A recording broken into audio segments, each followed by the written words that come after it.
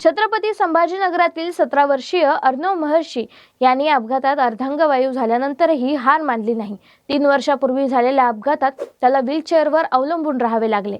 उपचार आणि घरच्या पाठबळामुळे तो बरा झाला, पण गरीब रुग्णांच्या हालाचा विचार करून त्याने संशोधन सुरू केले।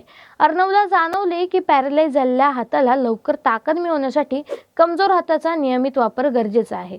डॉक्टर सुदृढ हात बांधून हे साधतात, पण ते सोयीचे नाही। त्याने रिस्टबँड प्रकारचे यंत्र शोधले। हे यंत्र व्हायब्रेशनद्वारे कमजोर हाताचा वापर करण्याची सतत आठवण करून देते। 2023 मध्ये 9वीत असताना त्याने मायक्रो कंट्रोलर, लिथियम बॅटरी आणि व्हायब्रेशन मोटर वापरून हे यंत्र बनवले। यासोबत फेअर चान्स ॲपही विकसित केले।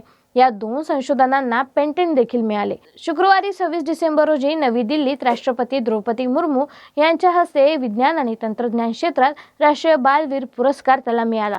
पंतप्रधान नरेंद्र मोदी यांनी अर्णवला सांगितले, संशोधन चालू ठेवा, ते मर्यादित ठेवू नका, इतरांना कसे वापरता येईल यावर लक्ष द्या। अर्णवचा आत्मविश्वास आहे की हे यंत्र येत्या काळात लाखो गरीब रुग्णांसाठी माणुसकीचा हात बनेल।